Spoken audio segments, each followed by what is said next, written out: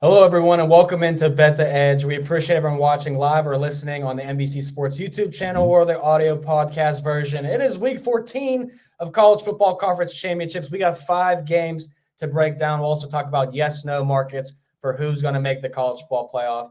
And as always, Thursday Night Football, Seahawks at Cowboys. Rumors, Geno Smith looking a little better this week in practice. So we'll talk about this, but it's the well capper. It's V-Money, and Thanksgiving is now over. Hopefully you had a profitable Thanksgiving, Drew. Also, hopefully you had a great Thanksgiving with your family or friends. How was it? It was incredible. We went over to Catalina, spent the long weekend looking at the ocean, spotting whales and dolphins, did a little bit of free diving, found an abalone. It was just a tremendous time. And it's been a little bit of a tough getting back into the swing of things at work this week, if we're being honest. But it was overall, it was a fun weekend, and NFL betting could have gone better. Lions definitely torched some money for me. I got a bunch back though, so I'm good. Yeah. Feel that too. Yeah, first bet went wrong for me. The next 2 went right. And we've had a pretty decent weekend since then. But I'm glad to hear free diving sounds very exciting. Something that someone like me would be petrified to do because, once you get past, when you're in the ocean, Drew, I'm the swimmies guy. I'm like, yo, put me in something safe here because I'm too scared. But my Thanksgiving went pretty well as well. Spent it with family for the first time in 3 years since I've moved back. So lots of laughs, lots of fun. Then I went to Michigan, Ohio State, and sat in a press box. So awesome. Everything lived up to expectations. We're going to talk more about Michigan, talk more about that market, and a hot take who should be the number 1 overall pick in the NFL draft, Drew, because my opinion has changed since the Michigan-Ohio State game. Hint, hint. Let's start Pac-12 championship, baby. This is the game we've all been waiting for. The game we've all been talking about. Oregon's laying 9.5. So the books are like, yeah, they've been clearly the better team, Drew. What'd you think? Yep. Yeah, well, Sharp Shop's out to 10, and this is tough to square because last time these two teams played, Washington clearly won. I had varying thoughts in the aftermath of that game because I bet Oregon, and I was like, I felt like I got jobbed. I was like, luck box, Washington, blah, blah. Well, kind of revisiting it now with a little bit of distance and a little bit less sting from the loss. That was a good, clean win by Washington. And if you were trying to square how is the market all the way here after that closed Washington -3 at home, well, yes, there's tremendous home field advantage for Washington. There's a tremendous home field advantage in college football in conference. And this is neutral.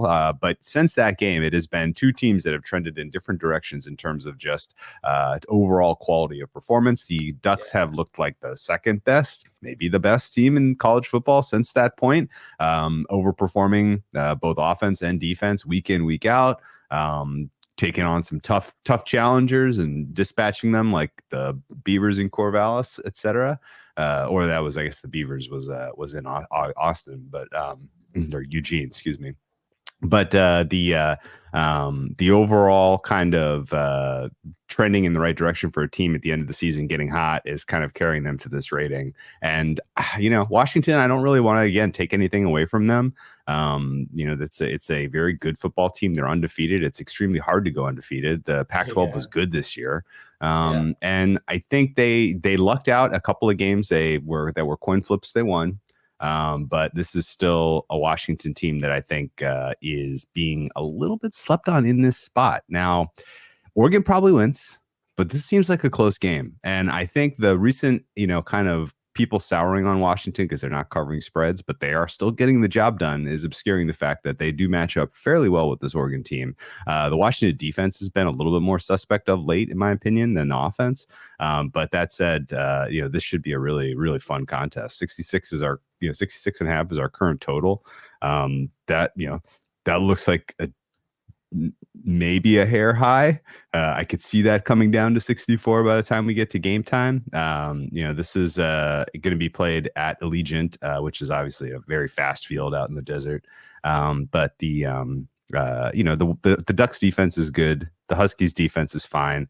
And I could see this being a little bit tight. You have a way into this one, and I guess even more importantly for you specifically, Bo Nix wins this game, he wins the Heisman. I You're mean, gonna hedging it all? Yeah, I'm not gonna hedge because Mama didn't raise a quitter. Mama didn't raise a hedger. But no, I mean, we're not gardeners I here. Yeah, no gardeners on this podcast. I mean, but yeah, I like that. I might use that at some point. But Hedging is I'm for gonna, gardeners. yeah, I'll say this. As someone who's not gambling, thousands of dollars in future markets or gambling thousands of dollars on a game every single weekend, I'm pretty particular about my units. Or I'll be doing $100 units, $200 units, sometimes 50, depending on if I got bills to pay, Drew. Sure. So hedging in this situation at a plus 200. I don't really need to on Jalen Daniels. Okay. And, and I'm kind of competitive right now where I got roast beef bets with Eric on that bet because he thinks that Daniels is clearly the Heisman winner. He's been the best player in college football all year long. But LSU has lost their biggest games they've played. And you could say the defense hasn't been the best, but, Caleb Williams won last year and USC's defense sucked too. And they lost their two biggest games they needed to win. But anyways, back to Washington and Oregon. I do think Bo Nix wins the Heisman. I still consistent with that one. I think this game means everything. My angle of attack here is Oregon first half minus 4.5. That's what I played. I see some shops already moving out to 5.5, 6.5. I think it should close 7. I don't see the much difference in 4.5 to 7 in the first place. But Oregon has got out to quick starts. Drew, you mentioned the past 6-7 weeks, Oregon's clearly been the more dominant team between the two. Oregon has been the number 1 or 2 best team in all of college football in that span. And they've beaten everybody by 10 or plus points and led at halftime by 4 or more every time. I love the matchup on the field. I feel like on that Allegiant Stadium field, I feel like Oregon's offense could thrive. That speed will be on display. And if we know the two defenses, Oregon has the stronger defense of the two. So I like the Ducks first half in the spot. I do think they win the game outright. And I think winning you're in for Oregon. So Washington's not TCU of last year, Drew. No. So are you do you feel Bo Nix has Heisman locked up if he wins this, or you still think Daniels is alive and well? I think this is, the straw poll that I read most recently, which I think it was yesterday, indicated that Nix is going to be the guy. If you or he's the guy right now, which means a win launches Oregon into probably number 2 or number 3 in the next ranking, and it puts the Heisman in Bo Nix's hand, in my opinion. I think nothing against Daniels, like it's been an amazing season for him, but I don't think there's really anything he can do. Now a Washington win, that makes things interesting.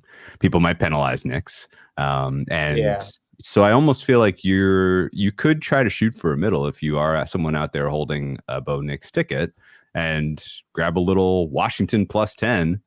If Washington covers, but Oregon wins ugly, Bo Nix could still win, right? If Washington wins, Bo Nix could still win, but it doesn't feel as likely. I think ultimately it's a fun way to try to hedge any kind of a Bo Nix ticket. And if you have a Jalen Daniels ticket, I don't mind just taking a money line price on Oregon, because an ugly Oregon win might be enough to sway some voters in his favor. There's going to be a campaign next week, I'm sure. People vote early, like the ballots are already out there. So it's tough to say if it's going to be tough to say if it's going to be a close call or not, but I think this win, and market's saying it's 67% chance that, 75% chance that Oregon's going to win this game. It's a big number, and I think that means that there's more than 50% chance that Bo Nix wins the Heisman.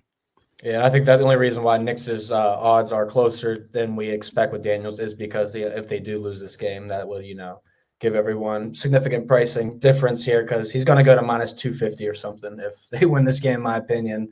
But yeah, it's going to be a good race. And I like your approach on hedging with Washington money line here. I think Oregon gets out to halftime lead. So maybe I'll think about grabbing Washington, 3-1, 4-1 or better at the, half point of that game after I catch Oregon. That way I can hedge my Knicks bet. That's the way to go. But the Pac-12 was competitive this year, I will note before we move on. Arizona, Oregon State, Utah, USC, 4 really good teams there that finished right in the middle of the pack for the Pac-12. So moving on to the Big 12 Conference Championship, we got Oklahoma State and Texas, Drew. The Longhorns are now laying 14.5 points. It was out to 15.5 at one point, 55.5 is the total. When I look at this game, when I look at the situation, Texas obviously needs the win. It's reflected here in the spread. But style points matters for the Longhorns. And a 57-7 win last week was definitely very helpful for them. Here against Oklahoma State, when you look at the Cowboys' 3 losses this year, they've allowed 33, 34, and 45 points. That's pretty good for a team that needs to put up points here for style to sneak into that 4 spot. So I like Texas team total over 34.5. It's juiced around 125, 130 odds. But I see this team scoring more than 4 touchdowns. I could see them getting 5+. And this offense is the best team Oklahoma State saw this year. So your opinions on this game? You riding with that team total over? Yeah. That's a great look. I have thought of various ways to try to get into this one. I think Texas's ability to generate a healthy lead is pretty likely. I don't think Oklahoma State is a very good team. And I think ultimately the weaknesses on the Oklahoma State defense is going to make this look like pretty quick work for Texas, who I have a ton of respect for. And, I don't know that Texas is going to get into it once it's all said and done. They need a lot of help at this point. But I would say that, kind of a rerun of what we saw last week where it was just one-way traffic against Texas Tech would not shock me whatsoever. Texas says, land the points, not concerned about it. Texas first half. If you want a little bit of take a little bit of heat off the top there. Oklahoma State, for whatever reason, has been letting teams get out to massive leads, particularly of late. I don't exactly know what's going on with their strategy, but their defense takes about a half to get warmed up, I guess, if it ever gets warmed up. But some close calls for Oklahoma State the last couple weeks at Houston against BYU. This is a beast of a different animal. I think if you're conceding 40 and 43 to those squads, then Texas is going to get you good. Yeah, I'm hoping for a 21 piece at least in the first half from Texas. But if they get out to quick leads, I think if Oklahoma State's letting teams do that, then I think that's very possible for Texas. So I like that first half look too. If you're getting under 7 points, it's pretty similar, I guess, to my Oregon take, in my opinion. But I think Texas is the much better offense. I think they're quicker. I think Oklahoma State was very ground dependent at points this season, and Texas has a very good rush defense we saw. And my question to you, Drew, before we move on in this one, because it seems like we're going to be in the majority here where we like Texas to some degree in this game, but we noted Texas needs help. Their resume really built on the win over Alabama was the biggest thing for them this year. Now, if Alabama goes out and beats Georgia, then, that probably helps Alabama and hurts Texas right now because the recency bias will get Alabama likely, and since they're ranked ahead of Texas right now. I don't know if you have a different opinion on that, but when I thought about the ways that Texas Longhorns get in, it really results on Florida State losing. It's going to rely on Alabama losing, and it's going to rely probably on Oregon losing and Washington winning. So, they're the longest shot of the longest shots. Yeah, I think that's all realistic. The SEC championship, we should revisit this, but what we've seen so far from the committee in terms of rankings, they have, for whatever reason, made a very strong case about head-to-head being super meaningful. And so the fact that Texas beat Alabama, I think, really, really makes the SEC championship game high leverage because a Georgia loss, and it's going to be interesting to see if the committee has this, the fortitude to flip those teams. And if they do they keep Texas over Alabama? Because that's probably the most fascinating kind of wrinkle in this. And in that world, depending of course on the Pac-12 result, are you leaving the SEC champion out, or are we going to find a way to to get Alabama in as well? And I think Georgia, that just makes Georgia's candidacy that much more tenuous, in my opinion. Yeah, and it's worth noting. So the latest college football rankings that just came out, Georgia 1, Michigan 2, Washington 3, Florida State 4. We have Oregon 5, Ohio State 6, Texas 7, Alabama 8. So, like I said, I think Alabama's, if they beat Georgia, they might jump Texas in the situation just because Georgia's undefeated. And Ohio State being 6 to me was the wackiest. Out of the bunch, I dropped them to 8 in mine. I dropped them behind Texas and Alabama, ahead of Missouri, Penn State, and Ole Miss. So I think there's going to be a lot of drama this weekend, but not as much as everyone anticipates, Drew, because Georgia should beat Alabama. They're laying 5.5 now. It was out to 6 at one point. It's come back down. We saw it open around 4.5, and we talked about this weeks ago when we said Alabama at 3.5 and 4. Is that enticing? And you said, I don't know. I think Georgia at this number is the play because this line's going to go out. And you were right. It's here. Question one, did you get Georgia earlier? And two, if you did not, do you regret it? Yes, and and yes. Yeah, okay. I don't really know what to make of Alabama, man. That effort against Auburn, and I know you said it, like throw out the records. Yeah. It's always a tough game. They needed a little bit of a miracle to kind of stay in, keep their noses in this race. Wasn't a miracle, obviously, but they needed some high leverage stuff to go break their way. Georgia, on the other hand, is pretty dynamic in every aspect of the game. They're at full strength. Tough for me to see how Nick Saban, albeit a magician, how he finds a way into this one. This has been, the Kirby show going on a little while now, dominating this matchup outside of I think one impressive Alabama shocker at the SEC championship game a couple of years ago. And even that one was like, all right, like Georgia was still in. So they were very, very low leverage in that game. They were getting in regardless. So it's not clear to me that Alabama has a way into this game. It's not clear to me that their offense is high enough quality to take advantage of some of the weaknesses, if there are any, in the Georgia defense. I think this is Georgia or pass. And, kind of intrigued that the market has been a little bit not really interested in this game, which is weird. Typically a game that's this high, this high leverage, this much magnitude, you're not going to see money line just kind of sit there 225 to 235, and take 10 cents of action. That's all we got here. That's not very much. And I would have expected a little bit more of some opinion making here, but it's not happening. Georgia's going to kind of land in this minus 220. It seems like minus 230 range on the money line. And I think you just have to factor that in accordingly with the rest of your bets. Georgia probably wins. They're probably your, I don't know. I guess depending on quality of win, do you think that impacts whether they're one or two? Georgia, no, I think Georgia's the 1 seed no matter what in the college football playoff. You don't win 29 straight, 30 straight games and then not be the 1 seed. Like, that's blasphemous in my opinion. I love Michigan. I'm going to give Michigan all the hype, but no. You want my tinfoil hat conspiracy? Yeah. They put Georgia at 1 specifically so that they can keep the door open for Ohio State at 4 if they decide to. Yeah, that was why. Like, they don't want a rematch of Michigan Ohio State in a 1-4. And so that was why they flipped, though. And they could easily, if Ohio State's clearly not in, they could flip-flop back if they like the potential of a 2-3, 1-4 matchup differently, in my opinion. Yeah, no, that's actually a really good point. I didn't think that much in advance. Look at you, Drew. Look at you. Sharp guy.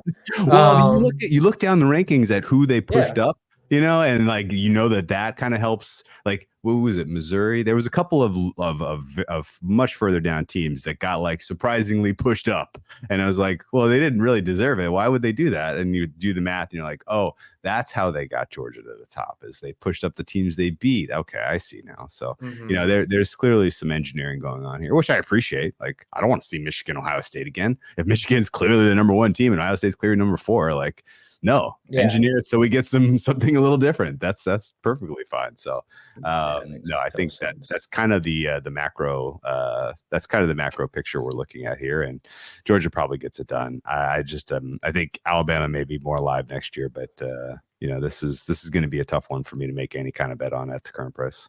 Yeah, for me in this one, from a historical standpoint, one thing stood out to me when I looked at the SEC champions and the what happens for the winning team in the SEC championship. They've scored at least 30 points in 13 of the last 15 games and 19 of the past 22. And Georgia's team total, 29.5 and 30.5. So I was like, oh my gosh, I love the Georgia offense and defense. I love this Georgia team in general. Obviously, they're not as good as the past 2 years, but 2 injuries worth noting for Georgia's offense. are Lad McConkey and Brad Bowers. They both have ankle injuries right now. So, they've been practicing or very limited in practice so far. So those two things are big deals for them, because if those guys play, I mean, Georgia's scoring 30-plus points in this spot. So that's kind of something I'm looking at. And then for Alabama, Drew, Jace McClellan, the running back for Alabama, has an ankle injury as well. He's hurt. And he's their best player, arguably on offense outside of Milroe.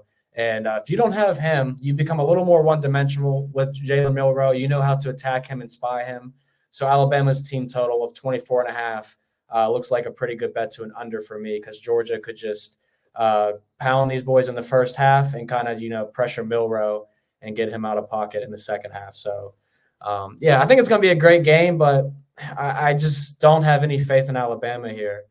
Not like I did in 2021 in the SEC championship when I was all over Alabama and all over Georgia in the Natty. So yeah. Yeah, Jalen Milroe, he will not also get the Heisman for beating Auburn in the last second, by the way. But all right, let's talk about Friday morning, 11 a.m., December 1st. It is the NBC Sports College Football Betting Preview. It's our Q&A. Brad Thomas, Eric Froton, and myself answering all your questions for Conference Championship weekend, including Jalen Milroe, who I just spoke of in Alabama, trying to crash the party in the College Football Playoff with a win over number 1 Georgia in the SEC title game. It'll be a great game there. Eric will have all the props. Brad Thomas makes his return after 1 month off due to having a baby. Congratulations, Brad.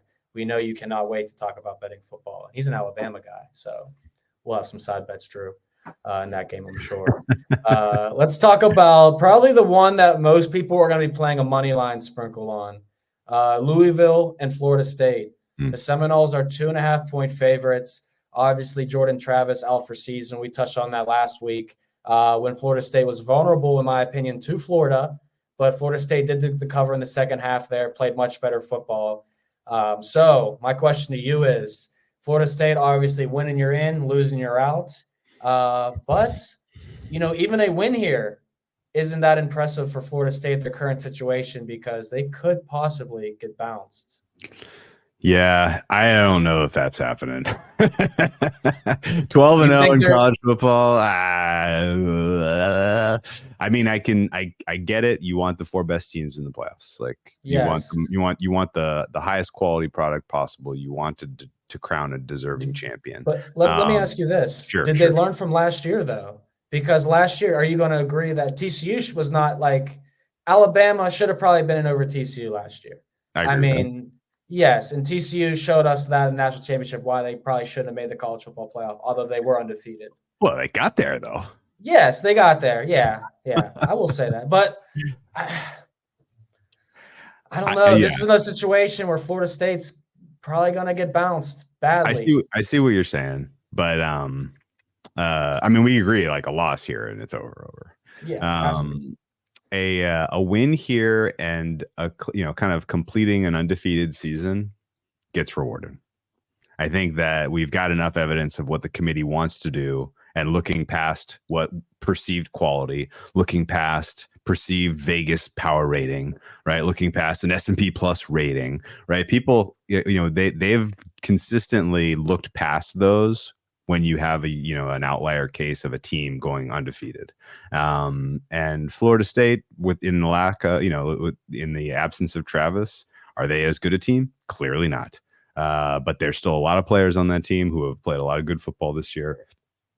And I think ultimately they get rewarded with the 4th seed. And that makes the 1 seed kind of decision a little bit more interesting, right? Like if they're effectively, happy to be there participant, whereas 2-3 is like, fight to the death against Oregon, right? Like that swings championship equity massively between Georgia and Michigan. So haven't seen a lot of people really kind of talking about that. And I think the quality of performance this weekend could determine a lot of ultimately the championship equity. And I think it could tilt it in favor of Michigan just because we'll get there, but they have a much higher likelihood, I think, of putting on just an absolute show and getting the 1 seed and potentially drawing Florida State, who I think will win this game.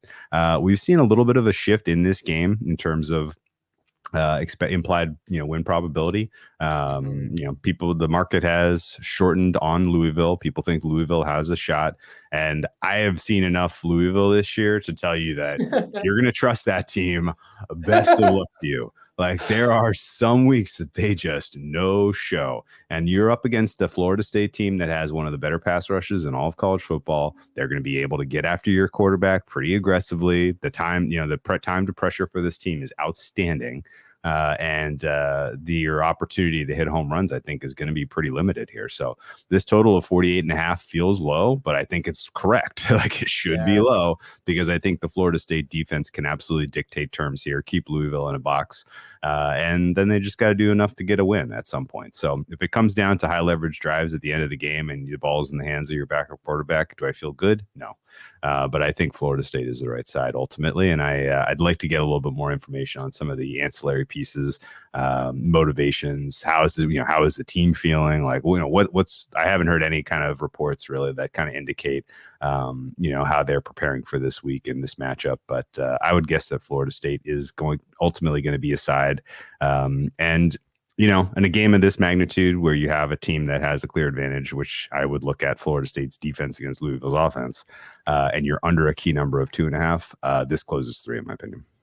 Yeah, I definitely think it's going to continue to move out to Florida State direction. It was, 1.5 or 2 at some spots, slowly creeping out. But I agree. I think Plummer for Louisville, the quarterback, I think he's going to have a rough day. And this should be the second lowest scoring game in the 5 games we talk about today, but it could be the lowest scoring, because I do think both offenses could struggle at some points. And Florida State, from everything I've read or heard about them on social media so far, coming from the coach and some players, is we know what we have to do.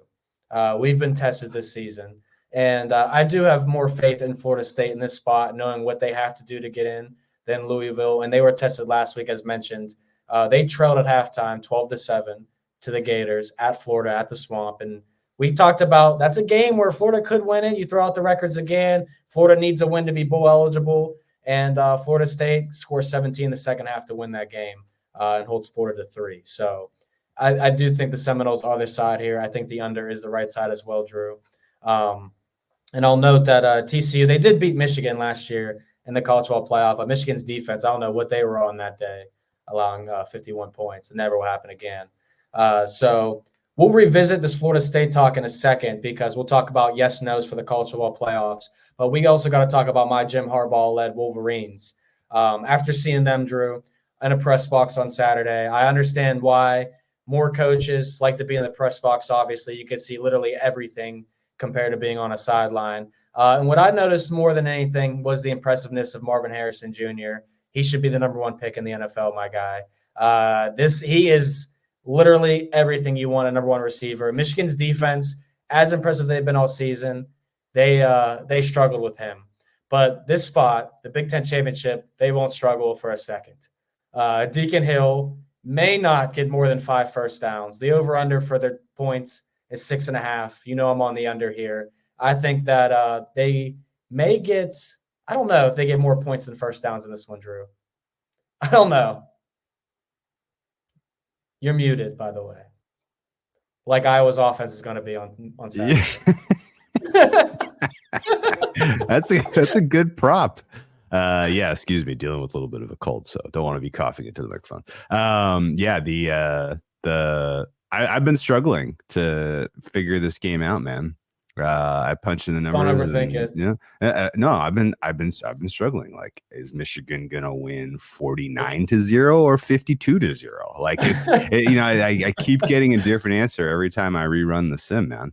I like over. I like Michigan. I think this is an absurd line, an absurd market. I don't know why anyone would doubt Michigan in any capacity in this contest. I don't think I was drawing dead every single time they have the football. A lot of happy to be here kind of vibes from the Iowa team right now. This is an offense that has struggled against mediocre defenses at times this season, and now they're up against the elite. This is not going to be a fair fight, and I think Michigan, again, with like just a truly outstanding performance, could launch themselves into the 1 and potentially draw Florida State if they win, and if Florida State loses, then sets up a fun Michigan-Texas, Michigan-Bama, or Michigan Georgia loses, but they still put them in. So, there's a lot of funny wrinkles, interesting wrinkles here that I would, excited to see how they play out. But you were here, you were on this corner a million years ago, so I will give you full credit. But I don't think anyone's beating Michigan this year.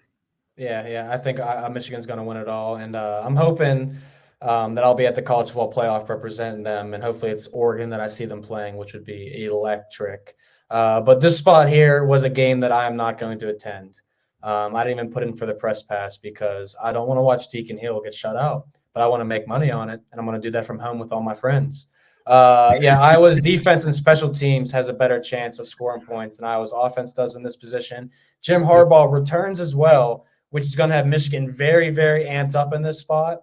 So it's Michigan first quarter -6.5 for me as well. They get out to at least a 7-0 start on Iowa in this spot too. And the thing is, Drew, why the spread is only 23.5, and people are saying this is a disrespectful line with a total 35.5. Michigan can be up in this game 35-0 at halftime and not score in the entire second half and run the ball every single play like they did against Penn State, because their only goal is to secure that college football playoff. And at this point, beating Iowa, in any type of fashion just doesn't make a difference. It really doesn't for Jim Harbaugh and company. They just beat Ohio State with an interim coach. They are good. They're in the college football playoff, and they got Iowa. So let's go Wolverines. If you didn't get the +280 last week for them to win the national championship, it's down to +180 as the favorites. But I expect them to be co-favorites with Georgia once the Bulldogs beat Alabama, which is my expectations. Okay. Drew, yes, no markets. Any other thoughts on Michigan, Iowa before we talk about who we think we should be betting on? Well, I'd just like your opinion on if I'm going to get involved in Michigan title at this point.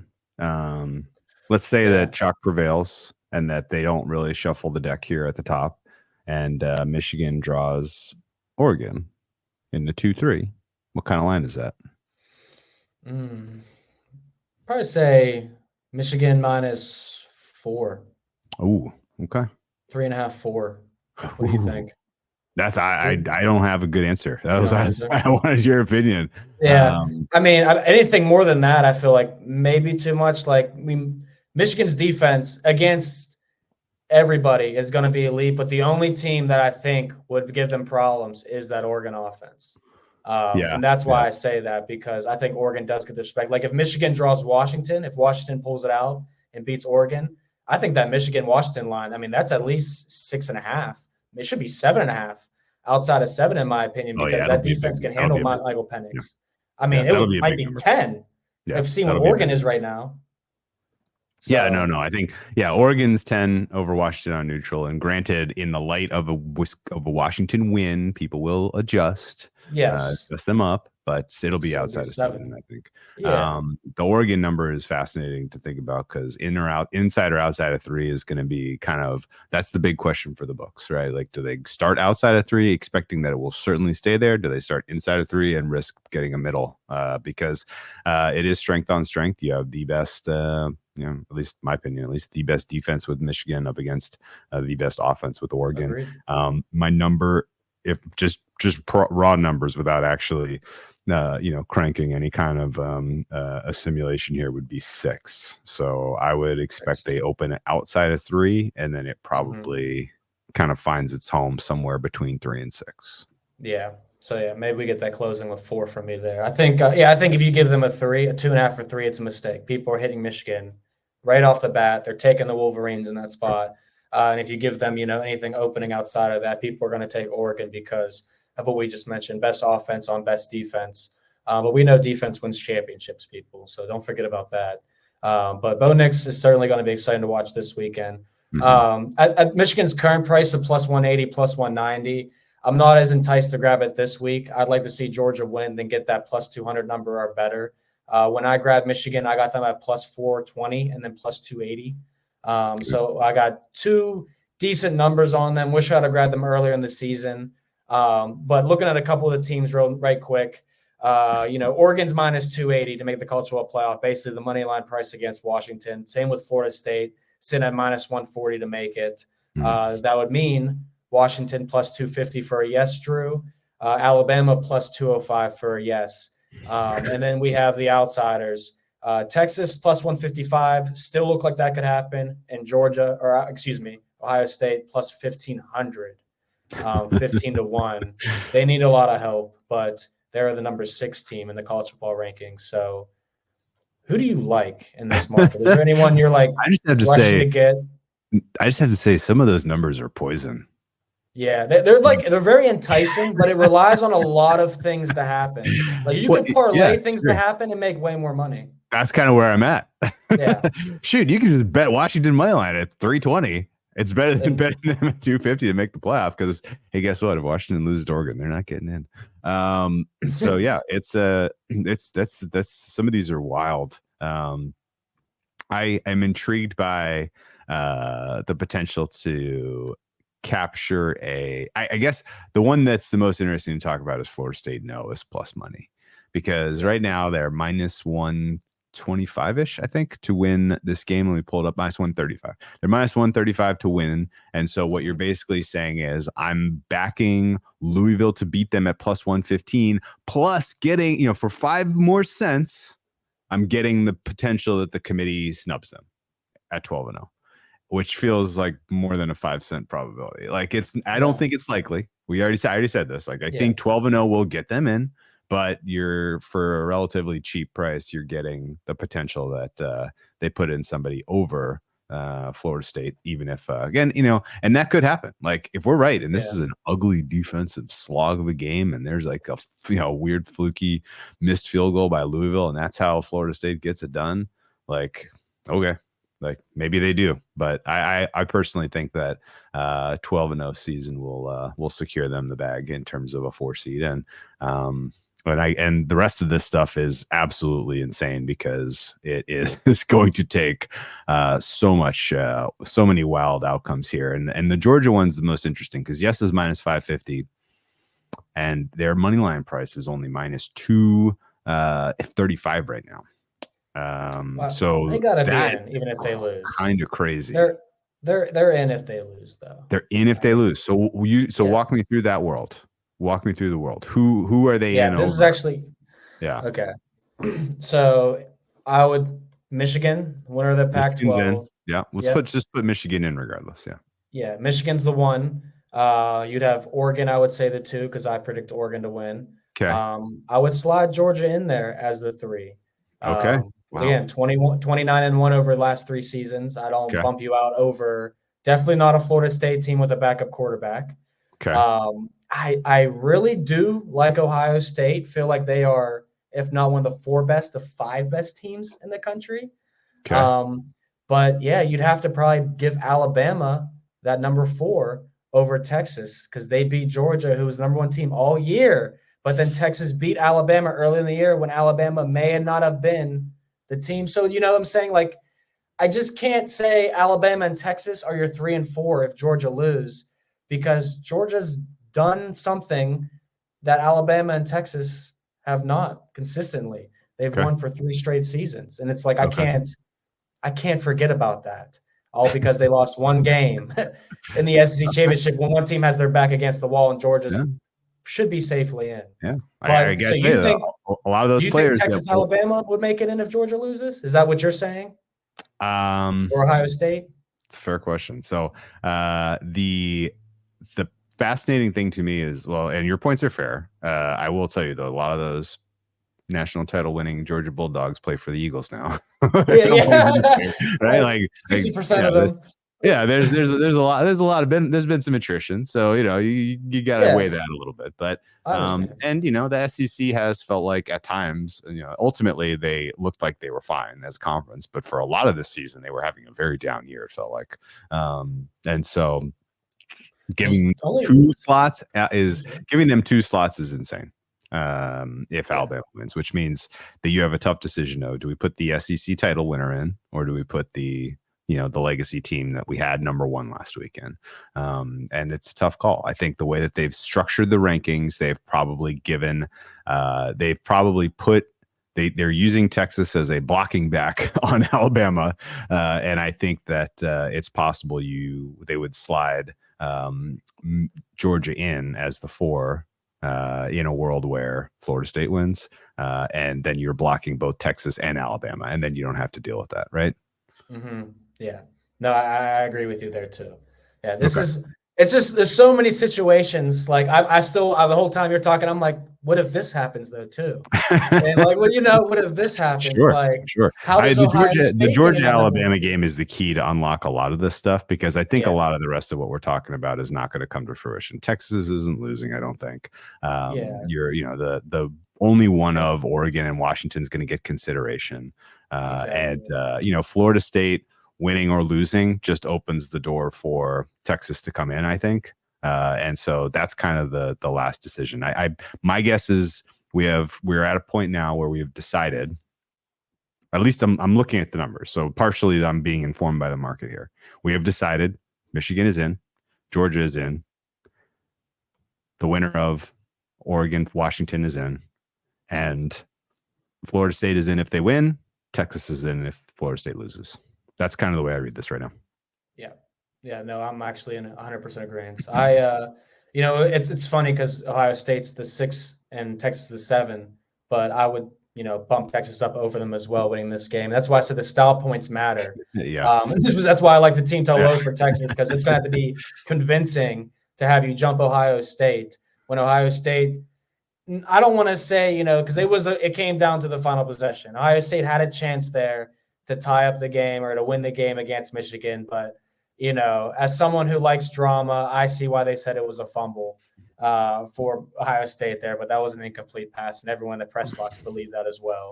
It's Ohio State's a really, really good team, Drew, and so is Texas. So if Florida State loses, like, Texas has to put up the style points there to get the nod over Ohio State. But I wouldn't be opposed to Ohio State being in, and it being Georgia versus Ohio State, 1 versus 4, Michigan versus Oregon, 2 versus 3. I think that would be an absolutely electric college football playoff. And if Texas is the 4, it would be the exact same thing, absolutely electric. So, that about wraps it for our college football playoff talk. I mean, 40-something minutes in the books already, Drew. Good stuff, my guy. It's going to be a good Saturday. It's going to be a good Saturday and Friday night with Oregon too as well. Friday night, yeah. Join us Friday morning, 11 a.m. Eastern, NBC Sports YouTube channel. Before we talk Thursday night football, we have Sunday night football as well to talk about, because it's a career first for our guy, Patrick Mahomes, on Sunday night football. The reigning MVP is traveling to Lambeau Field for the first time in his career to take on Jordan Love and the Packers. Coverage starts at 7 p.m. Eastern, only on NBC and Peacock. And I actually looked up the weather of that game, Drew. Looks like it's going to be, low to mid 30s. We're going to have some rain in that game as well. And it could get down below freezing. So maybe some freezing rain there. I love that for Patty Mahomes in his first trip to Lambeau. We need some snow, though. That'd make it better. But Thursday night football, Drew. Seahawks at Cowboys. The Dallas Cowboys are laying 9. Over under at 47.5. So the total was actually 46 when I looked yesterday. It started trickling up. And Seahawks was 9 or 10.9 or plus 10, 9.5 point underdogs. That came down.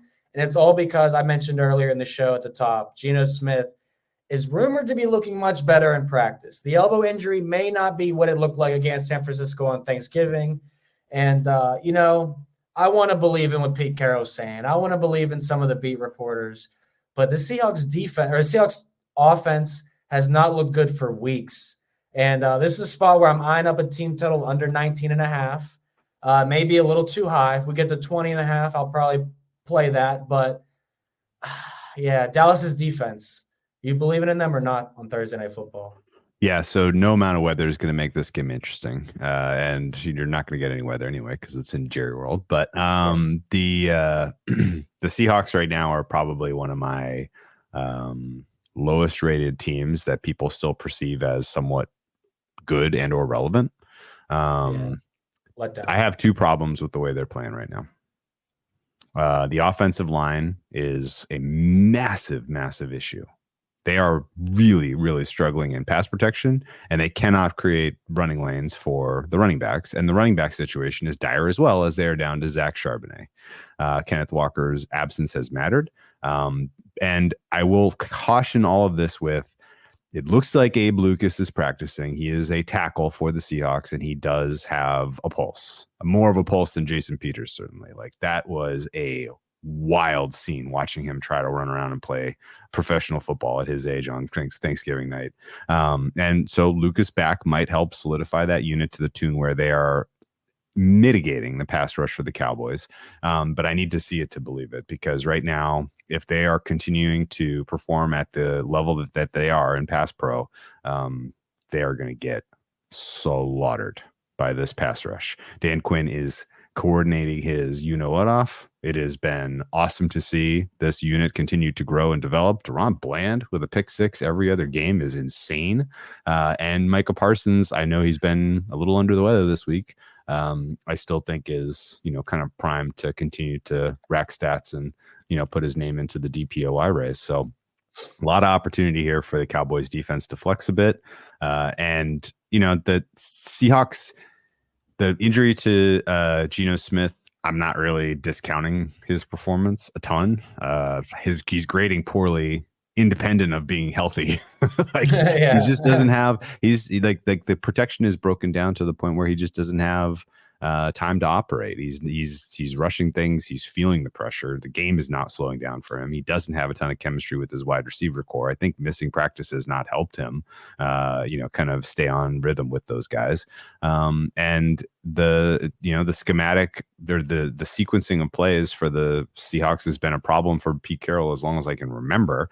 That's not changing anytime soon. They're still going to continue to waste downs running into a cloud of dust. And if you're putting Geno Smith in 3rd and long against this Cowboys unit with that offensive line protecting him, this is going to be a long night for Mr. Smith. That said, Dak Prescott playing at an MVP level right now. CeeDee Lamb, Brandon Cooks both having enormous last months of the year. And this team, I think, has gotten away from the run because they have sort of just figured out it's not that effective for them. That is bearing dividends. It turns out if we're more aggressive, we just let Dak throw. We're actually our offense is really good. And the offensive line is performing well. The Seattle defense has a ton of issues. So yeah, I think this is Cowboys or pass. And if you want to get involved with, kind of a more exotic way or angle of attack, Seattle team total under seems like a fun one. Yeah, I mean, Dallas, they've been the number 1 or 2 team all year in points per game at home. They allow 12 points per game at home. I know that. But I think what's really been impressive is outside those 2 losses against the Eagles and Niners for Dallas, they've held all 5 of those other teams to 20 or fewer points and 4 of them to 17 or less. Like, their defense has been on an elite level against pretty much everybody they've played this year. And you mentioned, Geno Smith can sack left and right last week. That makes sense why Jason Peters was out there, because I was like, they looked really bad. He took 6 sacks, and I could see something of that nature here against Dallas too. And 16 or fewer points in 3 of the last 4 games for that Seattle offense. They have just sputtered in the past month, and Dallas's defense can smother opponents. So, yeah, that's kind of the only way of attack for this game. Zach Charbonnet, I don't think he runs anywhere. And one thing you mentioned, Drew, you don't have to run as much heavy. Tony Pollard, we're all excited to see him in the Dallas offense, but they've noticed the last 2 games, 10 receptions for Pollard, 11 targets. You can throw the ball to Tony Pollard in running situations and get the same amount of yards, if not do more damage. That's why he's so dangerous. So, I love the Dallas Cowboys. My question to you before we leave this podcast, leave this topic, Deron Bland, because you mentioned him, 7 picks, 5 touchdowns. What does he have to do to be in the defensive MVP conversation? Like, does he need to break an interception record and have 7, 8 touchdowns to get consideration over Watt, Parsons, the rest of the field? Yeah, so the answer is complicated because is there anything he can do? Right? Because he's doing the same thing that was kind of already done by a teammate, right? Yeah, right. And he came into the season without name recognition. People are a little bit hesitant to, I think, recognize defensive players where they aren't already anchored to this guy really matters, right?